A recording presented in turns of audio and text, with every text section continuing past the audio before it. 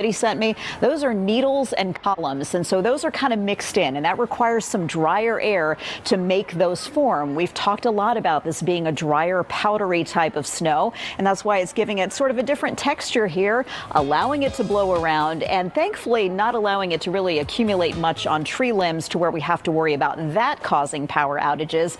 On the flip side, though, the wind could continue to create a few scattered power outages here and there. Here's a closer view of the snow in motion. That band that's been heavier from eastern Gwinnett County now dipping down into Morgan and Putnam counties. There's a little break right there. And then we've got the heavier band still ongoing here out to the west. Notice this right here into North Fulton County. We're going to watch this snow start to fill back in. Some of these areas that really feel like they've missed out so far, there is more on the way, which will keep us under our winter storm warning until 1 a.m. Sunday.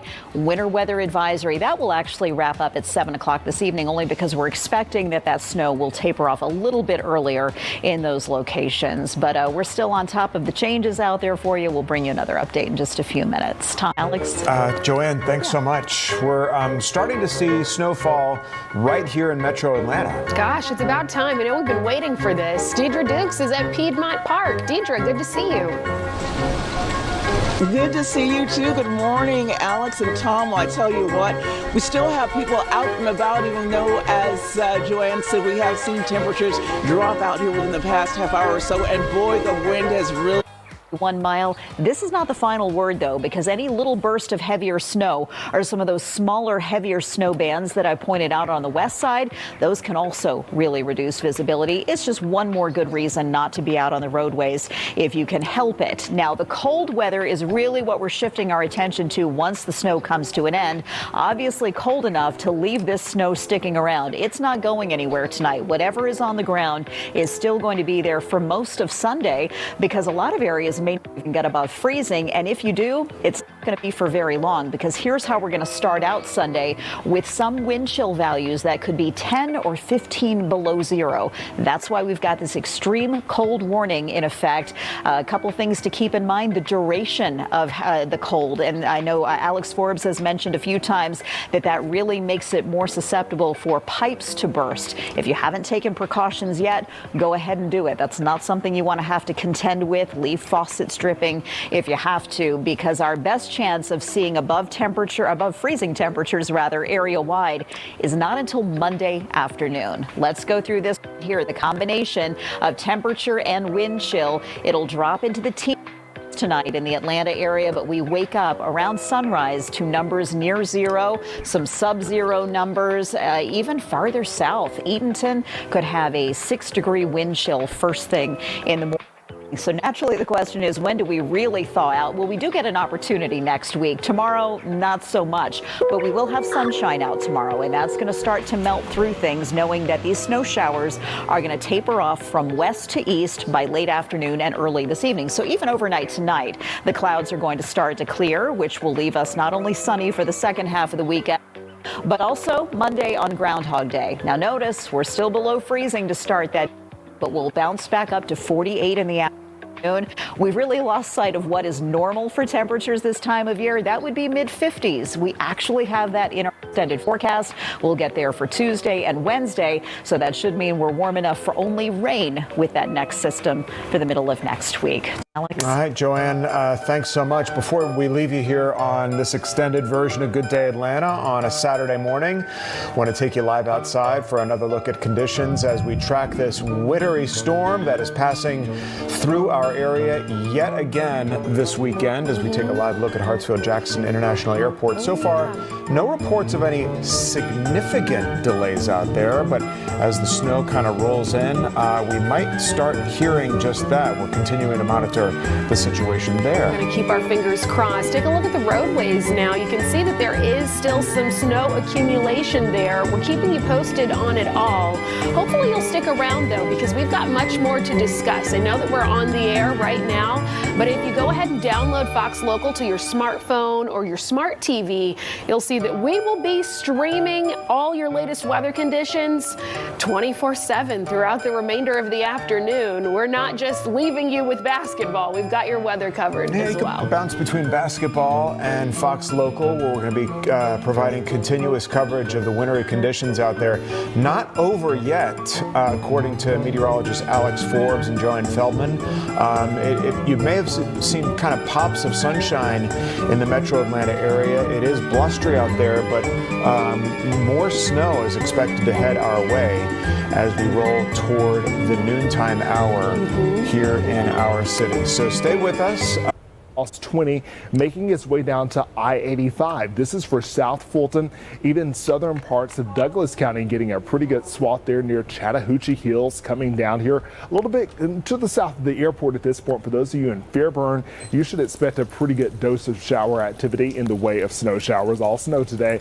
And then once you get down to US 29 there, just to the north of Noonan in Coweta County, you're getting sprayed. This will eventually flow into Fayette County for those of you there in Tyrone, all the way down to Peachtree City, and then up next would likely be Fayetteville. Likely a couple squalls inching closer to the airport. We'll have to check that camera momentarily to see if we're getting any ground signatures there. We're going to continue to see this activity fester across the area as we go throughout the afternoon and into the early evening for some, especially out east. So if you have not gotten snow yet, and I know there's a section of DeKalb County that is waiting on some accumulation to actually occur there are some bands out to the west that could possibly slide over your neighborhoods before this is all said and done. We'll track that as we get deeper into the hour. Alex? Okay, Jonathan, we will check back with you very soon. We appreciate you watching our entire area for us. We do want to focus on some live images now and get a sense of what things are really doing in real time. So let's turn things over to Newton County. And that is where we find Christopher King. We've had a changing of the guard. Christopher, with our reporters, you are providing perspective from there. It doesn't look too bad where you're standing.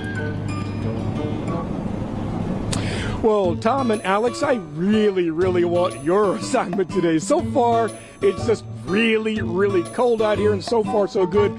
Take a look over here. This is 278 near Emory Street in Covington. Roads are clear on the way over here. We saw some steady but only light flurries so far. I was back in Atlanta. Traffic was light over here to Covington. It seems like people are heeding the warnings. They're staying County. Whatever falls from the sky will likely land and continue to accumulate as we go through the remainder of the afternoon.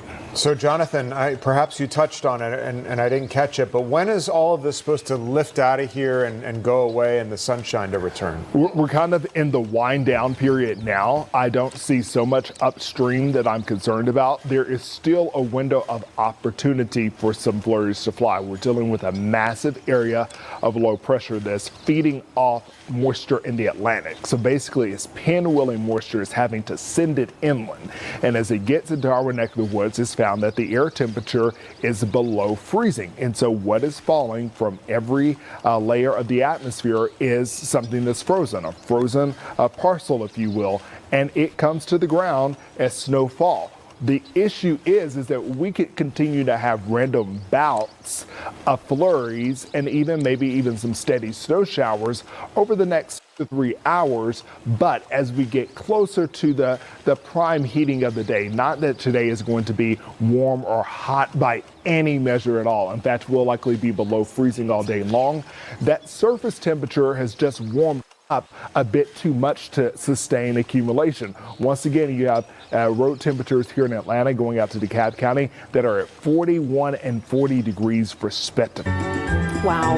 Okay, Jonathan, we appreciate that. We do want to change perspective here and take a look at what's going on in Gwinnett County, which has been one of the hardest hit areas. Every time we check in, it's like a big blanket of snow. Yeah, we just saw Rob DiRienzo up in Gwinnett off 316 where it was like whiteout conditions. Let's take you to Annie Mapp, who joins us now with a look at conditions there. It looks like you're standing in kind of the same situation that Rob was, Annie.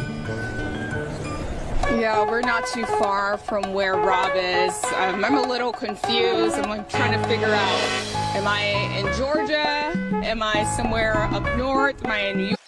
and Duluth. That's for southern and central Gwinnett County. And even those of you who are just to the north of Spaghetti Junction here in DeKalb County, I'm not sure if Decatur is going to actually get something. So Redan, Lithonia, getting down into the Tri-Cities, I'm not sure if that's possible.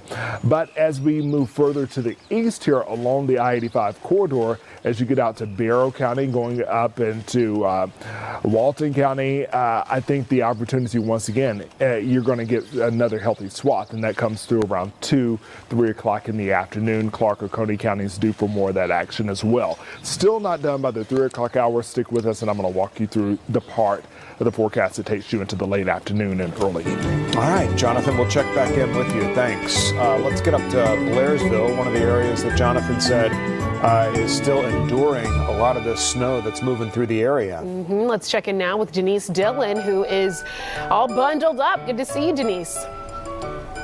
I need to be bundled up. 7 layers at this point, and there may be more before the end of the day. Here in Union County, they are telling people to